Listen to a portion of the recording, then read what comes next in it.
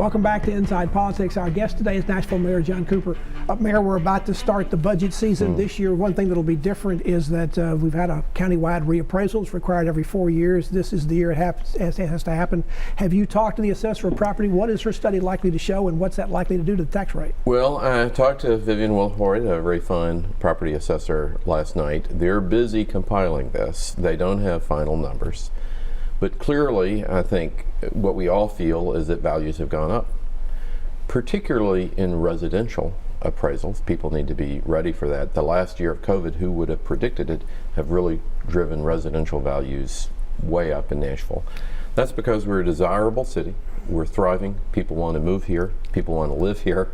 And that's going to drive valuation up and result in a reduction in our property tax rate. The reappraisal can't cause a property tax increase for people on itself, so you're going to have to cut the rate. Any idea of what you think would be substantial? Final numbers are not in, but Nashville now for many years has had huge increases in valuation compared to other cities.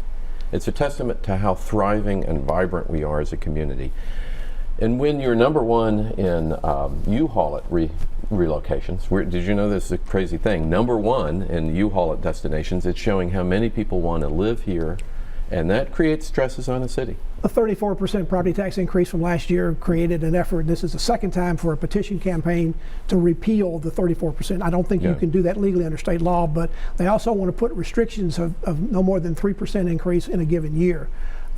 Does that give you concern? Do you believe the city will be trying to fight that from getting on the ballot? Well, I mean, I'm going to be focused on the rebound, but that being said, I worry that the referendum allows people to think something that is not true about Nashville, Tennessee, which is that we are California and that we set things like property taxes by referendum. We don't do that in Tennessee. It's part of Tennessee, I think, being effective. That's why people are leaving California and coming to Tennessee, as we don't play by this California rule book.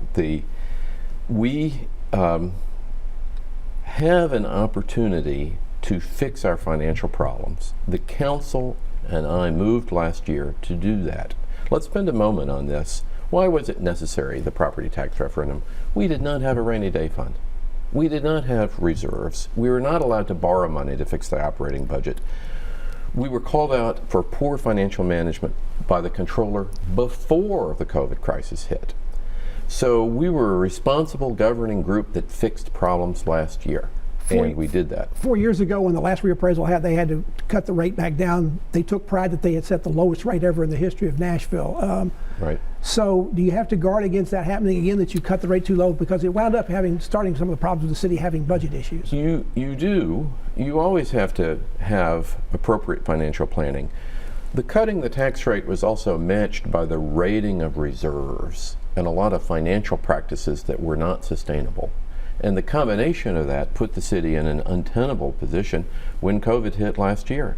And we need to be a city that works, that still works, and works for everybody. And you are putting that basic city function in jeopardy by having too low a property tax rate without reserves, without a rainy day fund, without the normal prudent financial management that the city deserves to have. One of the big issues that emerged during last year's budget was the effort, not only in Nashville but across the country, to defund police. That has continued to be there. You've had a lot of unrest about social justice in this community, a lot of peaceful demonstrations, and one that got out of hand that ended up in a riot at the courthouse. Are we better prepared for that? Are you better prepared to deal with calls to defund police? And is that something we need to look at? Well, several council people have pointed out to me the most popular thing in our budget has been an extra police precinct in Southeast Nashville to serve people better in that whole area of Nashville.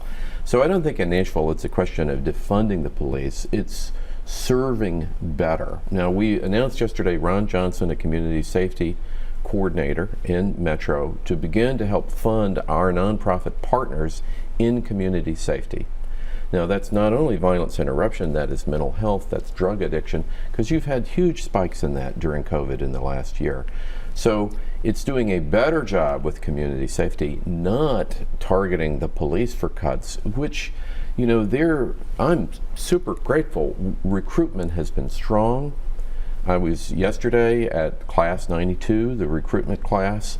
We're going to be able to fix long-standing issues with public safety by action now. And defunding the police, I understand where the rhetoric is coming from, but the community wants to be served and wants to be served well. You have almost an embarrassment of riches. The federal government sending out more money to help you recover from the virus. Nice problem to have, right? Well, does that mean we'll not have a status quo budget per se in terms of funding this year? Well, funding will be up. Funding will be up. I mean, that's part of the determination by the council to agree to fixing our balance sheet with last year's property tax increase. But there's no question funding will be up because we have people to serve. And some of the funding will come from the Biden administration stimulus bill. Now, we are headed to a But kind that's of one-time money. One-time money, but that doesn't mean that we don't have a lot of one-time problems, right, that we need to get on and address. But let's look at this kind of golden age of education. MMPS is really going to get significant funding from the Biden administration. Now, what's going well? You've got a strong superintendent who works well with the board. You've got a supportive mayor. We've put in the largest capital spending ever by a city into schools. We're going to have the best paid teachers in the state of Tennessee. Our retention rate is excellent, and the Biden money, I think, will be transformative in improving our educational system in Nashville. Nashville Mayor John Cooper is our guest. Our conversation continues on the other side of this break. Stay with us.